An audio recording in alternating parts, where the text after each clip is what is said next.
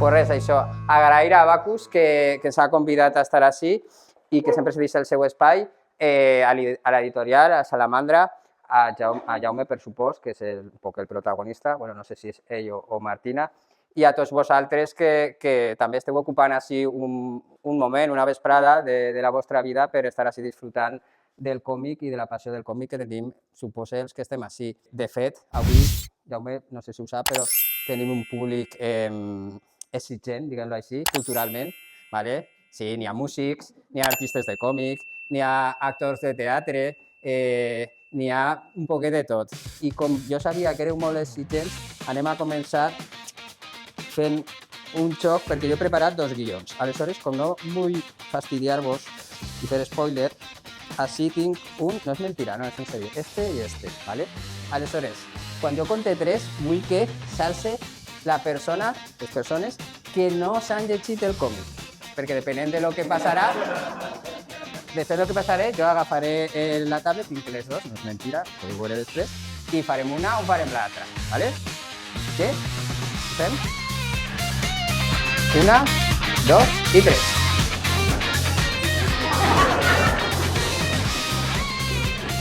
Vale, ¿nos entén? Bueno, pues yo creo que está claro, ¿no? Jo crec que està clar. Farem la versió, intentarem no fer spoilers, sí, per a no fastidiar el còmic, perquè el còmic, la gràcia, bueno, tot, no? Però la gràcia està si no fem els spoilers. I això ho he fet també perquè el còmic, en realitat, bueno, un poquet tot, però quan fas una presentació és complicat, perquè has de contar sense contar i sense contar, no? I això que no és de Pablo Coelho, que ho he buscat i no és de ningú, per tant, pues és meu. Però bueno, anem a intentar-lo. Vaig a la part un poc protocolària, que és contar un poquet qui és Jaume, i bueno, és llicenciat en Belles Arts, especialitat en animació, docent de l'IES Francesc Ribalta de Castelló. Es va iniciar, dic algo que és mentida o algo, tu m'ho dius, no, cap problema. Es va iniciar fent curtmetratges, guanyar de fet el tercer premi en el festival Non-Se Film, se diu així, sí, al 2007, amb Quién sabe dónde, no vaig a fer la broma, en el segon premi en el 2009 amb Cabezón i en el 2012 guanya el Premi Ciutat de València a la categoria de còmic amb minúscula. Un amant i col·laborador del fanzine, ha participat en alguns com Cobalt Skyfly, Chutacabras, Llavors Negres, i en el 2017 funda amb Cristian Pineda el fanzine Color Carne, on col·laboren autores com Núria Tamarit, Julia Cejas, este és el de Last Club, sí. Pues, i que és l'últim en el que estàs un poc ficat, no? En el que dirigixes aquest fanzine, m'ha encantat, m'ha recordat aquests còmics americans dels anys 50 de Shock Suspense Stories, no? Que conten històries així que te deixen, que te trenquen el cap, però m'ha flipat. Després, el 2018 publica La Muerte Rosa, que és i de fet, si sabeu francès, vos recomane l'edició francesa perquè no té res a veure una amb l'altra. Esta és de la Cafetier i l'edició esta és molt xula. Té gràcia perquè abans de que passara la pandèmia, això és en el 2018, així el senyor publica un còmic que conta el que passaria després més o menys en la pandèmia. A vegades no és la primera vegada que fa alguna cosa així i hasta ahí puedo leer. Però a vegades dona por un poc a això que fa Jaume. No sé si el número de la loteria també el saps o no. Ha col·laborat en el dominical del diari Ara i la revista Fort de Calç. I ara ens porta Martina i la Isla. Moltes gràcies. Jo volia agrair a tots els que han vingut. Jo fa uns anys que vaig vindre a viure així a Castelló i és una ciutat en la que me trobo molt a gust. Me sent molt acollit i és per a mi un honor tindre amics, amics de l'institut, companys de l'institut, la direcció ha vingut també, estava supertranquil fins que he vist a la direcció del centre, la meva família també ha vingut i és un honor i volia donar-vos les gràcies a tots vosaltres per vindre i en particular també volia agrair a dues persones en concret, una és a Pep Nadar que m'ha acompanyat en el procés de la lectura, de la creació del còmic i l'altra és Manel, que bueno, també ha compartit amb mi la creació i els moments de conèixer la història abans de que aconseguir publicar-la, etc. I bueno, volia dir-ho i agrair-los aquest acompanyament, que és molt important en les fases inicials de tot aquest procés. I tot el que has contat, moltes coses són de fa molt de temps. Però no és mentira. No és mentira, no és mentira. Vale. Pues res, pues dona la casualitat que quan Jaume me diu que de fer la presentació, va donar la casualitat que l'últim que m'estava llegint és una adaptació de la trilogia de Nova York de Paul Auster, i en el seu últim llibre té algo que veure Martina i la Isla, i no vaig a fer spoiler, però sí que si llegeixes les primeres pàgines pues, ja veus que se trata d'un metacòmic, és a dir, d'aquest moment en el que l'autor, en aquest cas l'autora, té aquest bloqueig creatiu i comença a eixir d'ahir un perfil psicològic determinat i una sèrie de situacions que aparentment pot ser una primera capa, però és mentira, vull dir, hi ha més capes baix, que és on jo penso que està la xitxa del còmic. Hi ha una part emocional important i també, sobretot, una part de justícia social, de temes que Jaume treu i que després parlarem més a fons. Així que vaig a fer la primera pregunta, que és la pregunta del Un moment, perquè antes he estat agraint a tot el món i se m'ha oblidat agrair-li a Gemma, que és la meva parella, a la qual li dic el còmic i també m'ha acompanyat en aquest procés més que ningú i bueno, que quede constància en això. Jo estava apuntant-se-ho ja. No. Saps què passa? Que com el còmic l'he dedicat a ella i tal, pues, bueno. Dispara la pregunta. Bueno, pues la pregunta és la pregunta intel·lectual i fa sempre aquesta pregunta perquè queda molt bé i així la fem ara i després pues, fem altres més diferents. Pues decía Paul Auster que las cosas le pasan a quien sabe contarlas. I en Martina i la Isla passen moltes coses.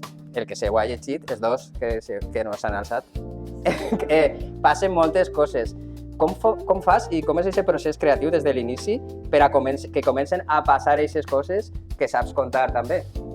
Bueno, yo realmente este cómic es un Frankenstein de idees que jo tenia i vaig començar a muntar-les i van agafant forma. Sobretot és un personatge que és interessant. Jo vaig projectar en el personatge de Martina moltes de les coses que a mi m'havien passat. Jo vaig començar a fer aquesta història després de tancar un altre projecte que no vaig aconseguir acabar, però també en aquest mateix moment havia viscut l'experiència de la publicació del còmic en França, ja duia molt de temps de bagatge fent còmics i vivint l'experiència de tindre un treball, però també fer els còmics, l'aspiració de publicar, de no publicar, totes aquestes experiències aconsegueix projectar-les a través d'aquest personatge i també ho magnifique les pors, les terrors d'un dibuixant de còmic contemporani, etc. Li vas donant forma i com va evolucionant i com apareixen els aconteciments. Alguns són notes que jo havia après i que les encaixe i altres la pròpia història, una vegada el personatge ja comença a caminar i a funcionar, ja se te van ocorrint coses i tu les vas recollint i les vas plasmant i vas contemplant opcions i és un procés relativament prou natural. Has de treballar-ho, però... Perquè si parlem de dates, perquè la gent se faci una idea,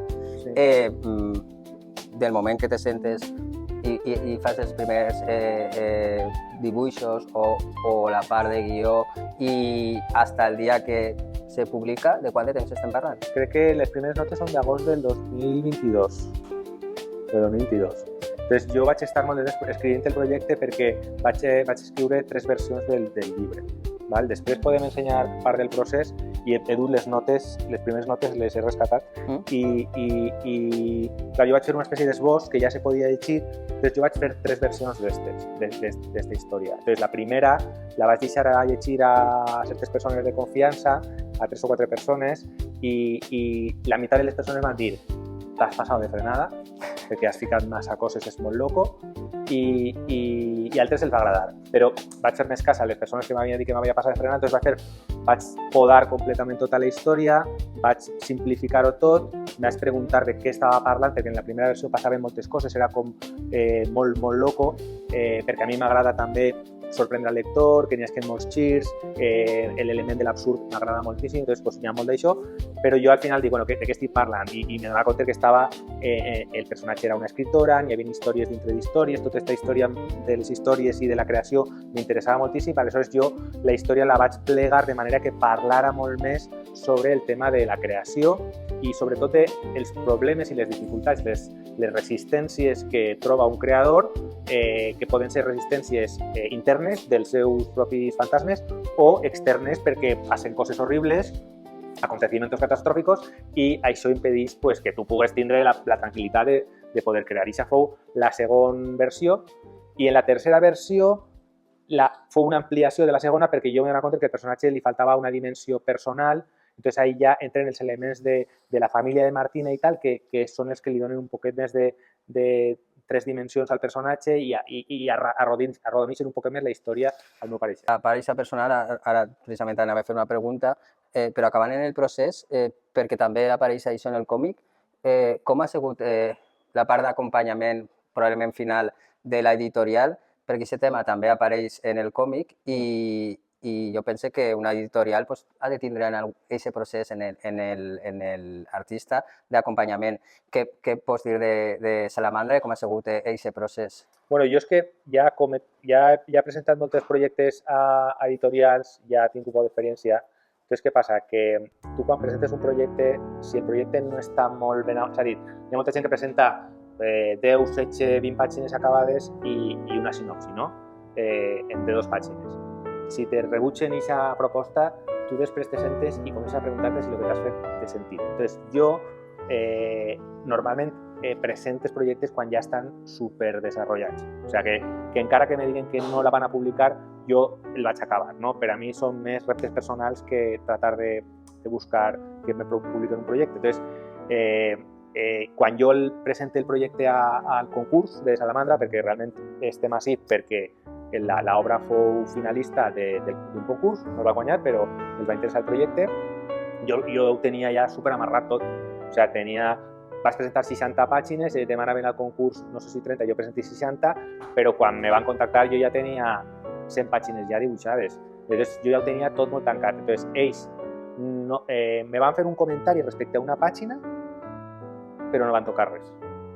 I varen ser super respetuosos i el tema del color sí que el van treballar i la portada la van treballar, les barres i tal, però de lo que és de l'obra no van entrar a discutir en mi. Sí que va haver un moment, però clar, ells havien vist les 60 pàgines aquestes i una sinopsis i va haver un dia que em va dir enséñanos cómo acaba esto, porque no, o sea, te hemos comprado el proyecto y estas cosas funcionan un poco així.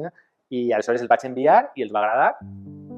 Y ya te digo, una página sí que van a decir, esta igual te has pasado de frenada de nuevo, tal. Y entonces, pues, esa sí que la vas a cambiar un poco, pero també resonava, jo ja tenia dubtes sobre aquesta pàgina concret, que la vaig modificar, o sigui que tot va estar prou ben alineat, tots contentos i felices. No, i el producte final penso que és un bon producte.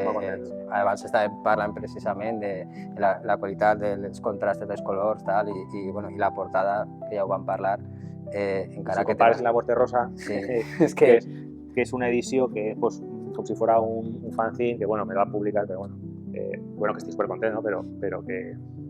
Clar, és que, això és un altre tema, a nivell d'editorials i tal, pues, és que ens agrada un poquet el còmic, ja sabeu que en França és una altra lliga i se pot veure així clarament un exemple, que després, si parleu, en Jaume vos ensenyarà l'edició de la cafetera, no té res a veure. Pues, precisament volia parlar d'aquesta part més, d'aquest perfil psicològic que efectivament té molt de pes, perquè Martina té un poc de síndrome de l'impostor, té bastants pensaments recurrents, ansietat, té un perfil psicològic, no vaig a dir complicat, perquè al final tots ens sentim un poc en aquests moments Martina, diguem-los així, però sí que és un perfil que, encara que ja és resilient i continua, aquesta motxilla la porta ahí. I això, encara que se conta en tot el còmic, n'hi ha una part en la que n'hi ha una vinyeta que és un Monopoly que resumís, això sí que és un poc spoiler, però és que s'havia de dir, resumís aquest perfil psicològic. Me va encantar i m'agradaria que ens contaris un poc aquests recursos que té el còmic i que ahir has explotat perfectament de transformar un perfil psicològic en un joc del Monopoly. Bueno, sí, en aquest concret ella està passant un moment molt delicat i està, digamos, tenint inclús pràcticament al·lucinacions de pues, que va morir i que, en fi, és l'únic ser de la Tierra, que se pega una superrayada. Però, bueno, sí que en el tema de la... Clar, jo vaig estudiar Belles Arts, no? Entonces, quan tu estudies una carrera d'aquestes característiques, en certa manera, la carrera te prepara o te projecta per a que sigues un creador, no? Entonces, després ixes al carrer i te pegues el castanyazo, no? Entonces, jo he viscut amb aquesta necessitat que ella també té, la projecta en el personatge un poc també, pues, tens ganes de fer coses, penses que tens alguna cosa interessant a dir, tens aquesta pulsió, no? I després està el tema alimentici. Entonces, jo ara mateixa soc docent i molt feliçment treballo en l'institut i he trobat un equilibri que funciona molt bé, però no sempre ha sigut així. Jo he tingut èpoques que he estat en instituts, vull dir, he estat pegant bacs per ahir, d'interí, 7 anys en expectativa de destí, d'instituts de tot tipus, i hi ha hagut moments en els quals m'he preguntat si realment no tenia que haver fet maniobrat un poc millor la part artística, haver-se desenvolupat alguna tecla més del meu xoc artístic per a poder seguir el camí artístic, no? I entonces, aquesta dualitat pense que pot ressonar en moltíssima gent, no només gent que estudia Belles Arts, i el personatge la batix, no? I entonces jo la traslade, la magnifique un poc, no? Però bueno, sí que me basa un poc en sensacions que jo he tingut, emocions que jo he viscut.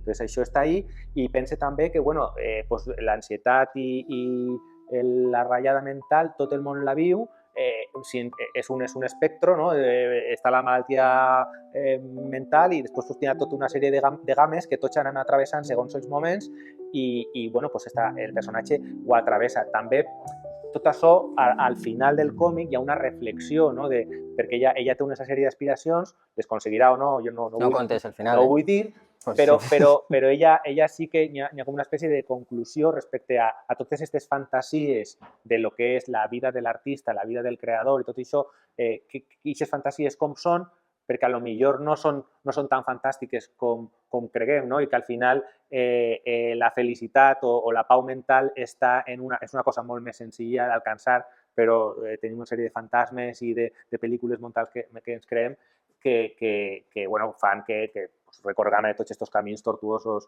de vegades, no? I al final això suposa, no? El monopoli que sempre passes per la casilla de salida i és que està hasta el detall de cada casilla, se pot veure més o menys. Sí, bueno, és que el còmic és un mitjà que és molt plàstic, o sigui, pots fer moltes coses, ¿vale? I llavors pues, te dona moltes ferramentes, tu pots representar metàfores en dibuixos, pots fer moltes coses. Jo, a més, en que no sé si parlarem sobre aquest tema, utilitza una veu en off, con lo qual li aporta una capa més literari, no? Més text. Entonces, tenint el text i el dibuix, jo realment me dona molt de xoc narratiu. Entonces, està en aquest moment, hi ha un altre moment també que parla de la tela d'aranya, que és un del qual me sent particularment orgullós, perquè és una metàfora de text que cobra vida en imatges unes bitlletes més endavant. Sí. No, pues, bueno, pues són experiments, xocs que fas i aprofitant pues, la plasticitat que té el llenguatge del còmic. I continuant en l'estil i el llenguatge del còmic, bueno, se veu que t'agrada el clàssic 3x3, això ho hem parlat més d'una vegada, però després m'agrada aquests moments, si vos agrada el còmic, que estàs en el 3x3, 3 vinyetes per 3, i gires i plas, i hi ha unes splash pages a les dues pàgines i te genera, és com en la música, si tenim uns quadres músics, quan de repente te canvia el ritme o te canvia alguna cosa i te quedes així parat i te genera una emoció, no? Pues n'hi ha unes quantes, sobretot dos, sense dir quines són, que te provoca aquest moment de parar-te i pum, i tal. Quan crees aquest canvi de ritme en el propi còmic, que bueno, això ho deia Scott McCloud, no? Que la vinyeta i el passar pàgina te va marcar el ritme. També igual, com està la marxa, quan sorgeixes i per què li dones aquest moment a la trama? És una cosa molt intuïtiva. És intuïció pura i dura. Sí que és veritat que n'hi ha escriptors que treballen, fan un esquema i n'hi ha altres que són més sobre la marxa, no? Entonces, jo poso una mescla de les dues coses, però sí que és veritat que quan va sobre la marxa n'hi ha una certa intuïció del ritme de, bueno, ara ve un moment de calma, ara necessite un punyetazo al lector, tal, entonces, i també pues, esta gestió de les imatges més grans, més menudes, per a les necessitats de la narració. Entonces, és un procés superintuitiu. Algunes d'estes apareixen més tard en una relectura que te dones compte que has apelotonat informació, necessites estirar-ho o que tens xoc per a fer...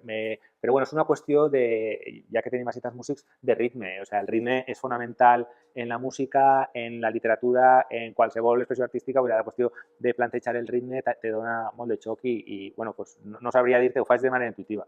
Però no vas dir, vull que tingui, perquè tant se pot pecar de molt com de poc, i no, pense que, si vols, una a lo millor, ¿vale? Que ja te diré quina és, però en general estan molt ben ficades en aquests moments. Algunes estan ficades a posteriori. Algunes estan ficades a posteriori de dir, bueno, així necessite obrir. Entonces, algunes estan pensades de una vinya i dir, hòstia, doble pàgina, muerte i ja està. Perquè o vull representar, en alguns casos és una imatge que és icònica de la història, molt representativa, altres és una explicació com un tancament d'un element narratiu i vols marcar aquest moment. És que crec que n'hi ha dos, no? Només. No, de splash pages no, hay varias. ¿Varias? Sí, per lo menos n'hi ha quatre o cinc, te diria. Bueno, esa no és splash page perquè és una única pàgina, però ocupa tota la d'això i la porta jo damunt fent un spoiler. Unes que està a la part de dalt, que és la pàgina, la vinyeta ocupa les dues pàgines per dalt i després n'hi ha vinyetes petites per baix, que això ho vaig copiar completament, això ho fan els americans, Chris Ware i Daniel Klaus ho fan molt, i ho vaig copiar, però completament, perquè m'agrada molt com queda, i si ho planifiques bé pot funcionar molt bé. És a dir, no talla la narració perquè se veu com tota la vinyeta i la narració continua, no trenca... Perquè ara tu has de pensar el ritme de lectura, que l'ull no veja coses que van abans temporalment. Sí, estàvem parlant abans que vingueu, de fet, abans vam compartir uns còmics de com utilitzen precisament aquest llenguatge els japonesos en el manga, tant per a les dinàmiques, trencant les vinyetes i donar-li molt dinamisme, com tot el contrari. Hiro Taniguchi, que és el del Caminante, i són còmics, i això té algunes d'aquestes splash pages en les que, ostres, estàs passant les pàgines i és com si t'estigueres fent una valeriana, no sé, és un relax. I això en algunes... El còmic, veureu que té molta canya, però n'hi ha parts en la que de sobte apareix això. Era necessari perquè, com tu dius, jo gaste la veu en off de Martina, nosaltres escoltem... Era una cosa que volia fer, no? Que el lector es clavara dintre del cap del personatge, escoltara el seu pensament, i és un pensament que a vegades és transcendent i a vegades és absurd i ridícul, no? Pues, aquesta combinació, però clar, no podia carregar al lector vinga de text. Entonces, de forma natural, pues, tu te dones compte que hi ha un moment que ha de descansar, el còmic també ho permet, te fiques més contemplatiu, fas el rotllo japonès i després tires més text i sí. I parlant d'aquest atrapar, un poc, sí, que jo penso que té a veure, i si no me corregisses, en tot el que t'agrada el fanzine, perquè el fanzine al final és un poc com un grafiti, però que tu fiques en un paper. Un grafiti, l'altre dia escoltava una entrevista, no sé qui era, que en un guix i una paret fas un grafiti. Un fanzine, en un tros de paper i un boli doblat i una grapa, en realitat fas un fanzine. I tota aquesta part reivindicativa com a ferramenta de lluita, com a ferramenta d'expressió de la creativitat de qualsevol que pot fer, si vols fer això, doncs això té més de treball. A més, has de cridar a Pep i que te diga que sí, que pots fer-lo i tot. Però en realitat és bastant fàcil, en el sentit d'anar per casa. Jo no he estat en Belles Arts, però segurament correríem fanzines que fèieu els propis alumnes. I n'hi ha una part molt reivindicativa que està en altre de les capes, de les moltes capes que té el còmic. No m'agrada parlar, vaig llegir lo de les matriosques, però no m'agrada les matriosques, però al final una matriosca és el mateix, però més xicotet dins d'una altra i damunt no se toquen. Així sí que està connectat aquests temes i són microhistòries en les que tu, com a autor, te mulles i parles de temes com des de los fondos buitre per damunt, pots parlar de la visualització del col·lectiu LGTBI, pots parlar de tota una temàtica dels que estan dalt i els que estan baix, i hasta ahí puedo leer. I això és una cosa que se veu ara en els autors, que jo pense que és la meva opinió, que ha d'estar ahí, perquè al final l'art sempre s'ha de contraposar a determinades idees i que tu sí que te mulles i que apareix en el còmic. Com te planteges aquests temes i què opines de lo que acabo de dir? De tot? Bueno. A veure, el còmic i el fanzine són arts que se reprodueixen, o sigui, no és com un grafiti o una pintura, és reproducció, té la possibilitat de que molta gent pugui accedir a ell, no? Entonces, en aquest sentit és molt paregut a un llibre. Jo penso que a lo que més se pareix és a un llibre. Entonces, pot ser molt visual, pot ser molt plàstic o pot ser més narratiu, com és el cas que a mi m'interessa. A mi m'interessa la narració.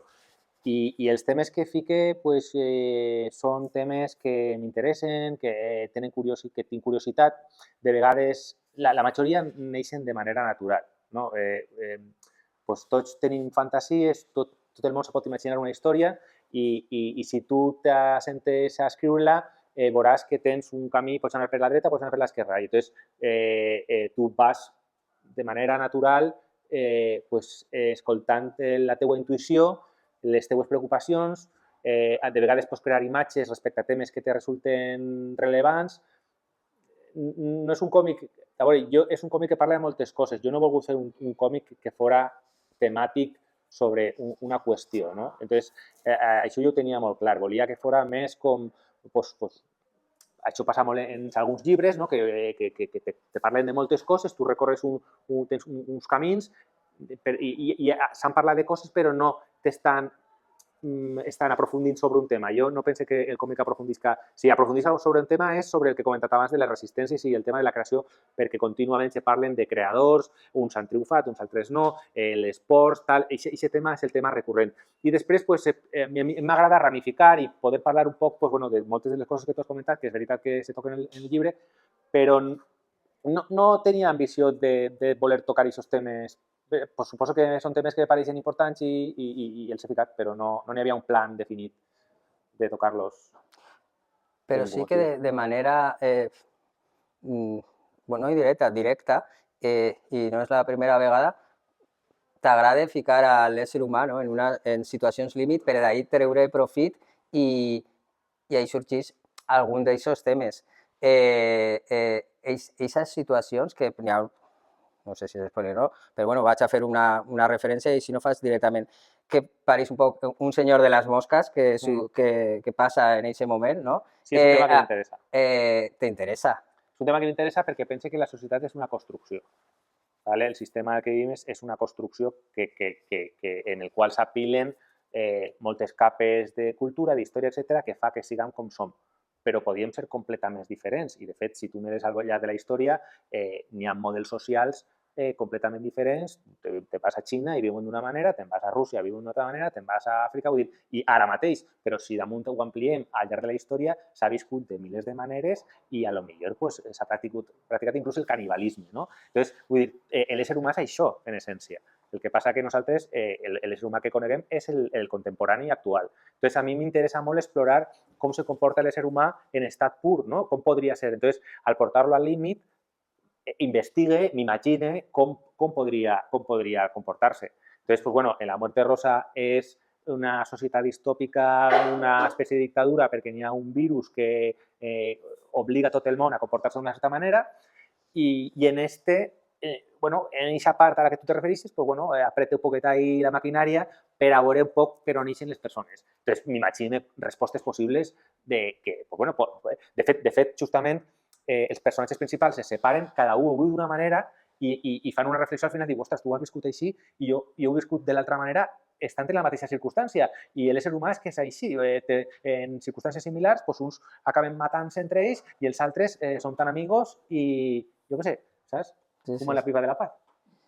Pues està molt bé que hem parlat de situacions límit, perquè així jo vaig quasi que acabant, perquè quan si fuera una entrevista, una presentació, perquè després ell s'ha de quedar ahí, ha de firmar, i això, si no, pobre home, estarà així hasta les tantes.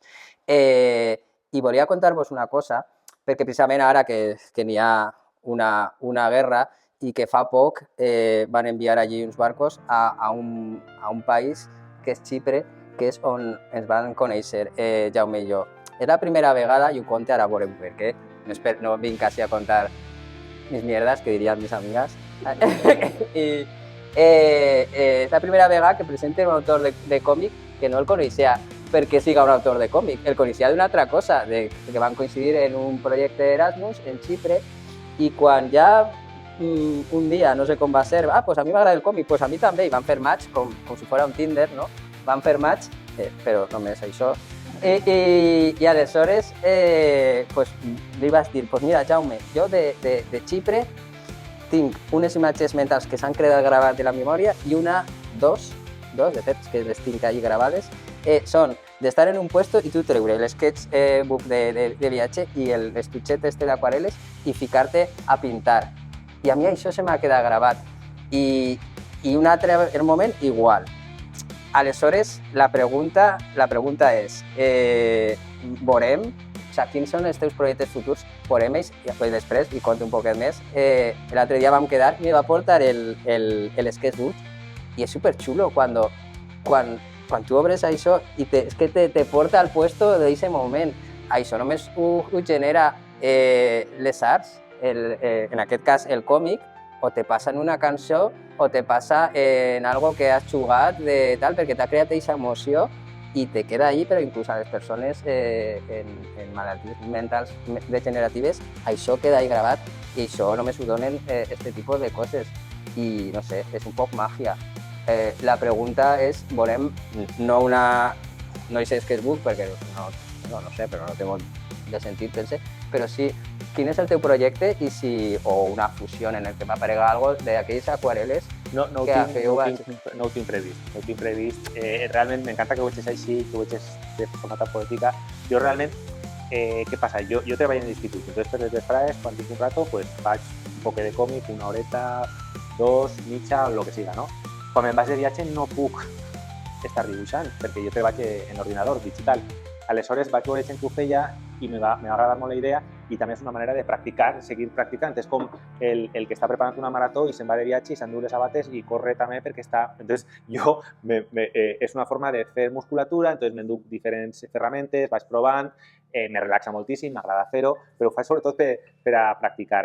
I no sé si algun dia ho podré fer en un còmic, com de fet Pep fa, que ell sí que ho fa a l'aquarel·la, perquè quan tu fas dibuixes d'aquesta manera comets molts errors, has d'estar realment mazao de dibuix, saps? Entonces, jo puc fer un dibuix, però fer un còmic complet que vull que el personatge estiga d'aquesta manera, que la postura sigui i tal, patís molt i quan ho he fet, ho he practicat, després en l'ordinador ho estic retocant, con lo qual no me deixa compte, perquè jo necessito avançar perquè un còmic és molt llarg. Entonces, per a mi m'encantaria, algun dia potser faig, jo sí que faig, en alguns viatges que tinc més temps, faig diari, entonces conte el que hem fet, faig un dibuixet, no sé què, no sé quantos, altres faig dos dibuixos i ja està. Però bueno, en Martina, de fet, ahí se pot veure, sí que jugues en diferents estils, clarament, en tres estils diferents que tenen molt a veure la trama i de fet, pues, mira, tornant un poc al fanzine, la trama Marta, sense contar res, és molt underground, és molt el Víbora, el Jueves, és molt underground aquesta trama i això està ahí, o sigui, sí que jugues en esos estils. Bueno, és que és en la història... Bueno, però penso que ho podem dir. Un dels elements del còmic és que Martina està fent un còmic. Vale? Ella dibuixant el còmic està fent un còmic. Entonces, el còmic que ella està fent nosaltres estem fent. I dintre d'aquesta història n'hi ha una altra història. Entonces, jo gaste diferents tècniques gràfiques per a representar, bueno, se veu ahí el gosset i estos són diferents estils gràfics per a representar. També hi ha un canvi de color per a que el lector entenga que això és la història que està dintre de la història. També m'avegia canviar de tècnica i és una manera de ficar aquarel·la sense el compromís de fer tot un còmic. Només tenia que fer uns quants dibuixos, entonces sí que ahí puc fer un dibuix, m'he equivocat, canvie, repetís 1000 vegades i hasta que ja que me gusta i tal. Entonces ahí sí que és una manera de fer aquarel·la Però bueno, ara mateix a futur no crec que... Però què estàs fent? Sí, bueno, ara estic preparant la segona part... No, és que estic preparant la segona part de Dance Club, una història, la segona història, i tinc un projecte que estic treballant en ell des de ja fa un temps, estic escrivint i tal, no sé si serà el que faré o no, i també tinc 2 o 3 històries que podria fer, però no sé.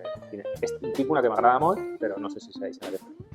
Ara està tot molt tendre. Que per ser de Dance Club, això com s'aconsegueix? Això, en la llibreria Fat Bottom de Barcelona el venen online i en Underbrain Comics també el venen online. I si no, en algunes llibreries de València. És que són uns quants exemplars i en castellano no està. I el pròxim, es pot dir qui apareixerà o no? O és secreto? No, bueno, espero que les mateixes persones, no sé. Espero que els mateixos i algun més que pesquen per ahí. Això, a veure, fer un fanzine és una cosa que, clar, a mi jo demana com... O sea, al final ja la iniciativa va així d'entre col·legues, però és molt fotut demanar-li a gent que faci còmics, perquè un còmic costa molt de fer i així no n'hi ha pasta, no l'has a pagar, ja se paga mal el còmic, no? Però que tinc molt de respecte al treball que puguen fer els companys i ja anirà així, ¿no? Entonces, pues bueno, es una proposta, participen varios autors, en este pues hi ha 3 elements que apareixen en totes les històries i bueno, pues el segon ja està ahí un poquet en marxa i ja ho veurem ahí. Bueno, pues per ara lo que sí que podem aconseguir és Martina de la Isla. Moltes gràcies, Jaume. Ja no te deixe allí treballar. I res, espero que us hagi agradat. Moltes gràcies per vindre. Un aplaudiment per a ell i per a vosaltres.